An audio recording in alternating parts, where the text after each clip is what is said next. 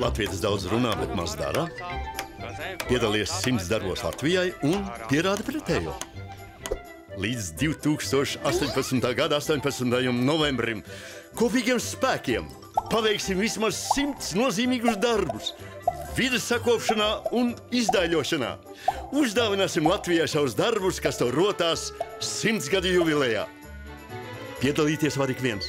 Iespējams, tev jau sen ir bijusi vēlme vai ideja par uzlabojumiem savā apkārtnē, piemēram, atjaunot savas bērnības mīļāko pastaigu taku, labi iekārtot savus apkaimes parku, izgatavot un uzstādīt putnu būrīšus, izveidot kādu īpašu vides objektu, izdaļot savus mājas žogu, sakārtot savas skolas apkārtni.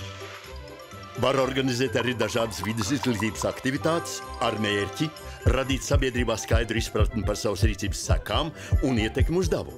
Piemēram, organizēt izglītojošas lekcijas, izdot grāmatu vai bukletu, radīt interneta platformu par veselīgu un dabai draudzīgu dzīvesveidu.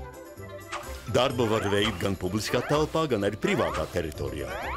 Vienīgais nosacījums ir, lai darba augļus var baudīt pēc iespējas lielāka sabiedrības daļa. Lai piedalītos, vispirms pats sev atbild uz jautājumu, kas es esmu. Iedzīvotājs, iedzīvotāja grupa, nevalstiskā organizācija, uzņēmums, pašvaldība, valsts vai pašvaldības iestāde. Kad esi ticis skaidrībā par savu identitāti un labais darbiņš jau padomā, tad piesaki to 100darbilatvijai.lv un aizpildi tur esošo anketu. Visi pieteiktie darbi būs redzami vienotā kartē. Visi darbu veicēji tiks iemūžināti īpašās 100 darbi Latvijā liecībās, kas paliks vēsturē. Nu, un kā latvietis latvietim saka, veiksmi darbā! Iniciatīvas autors atkrituma apsaimniekošanas uzņēmums ZAO. Projekts iekļauts Latvijas 100 programmā.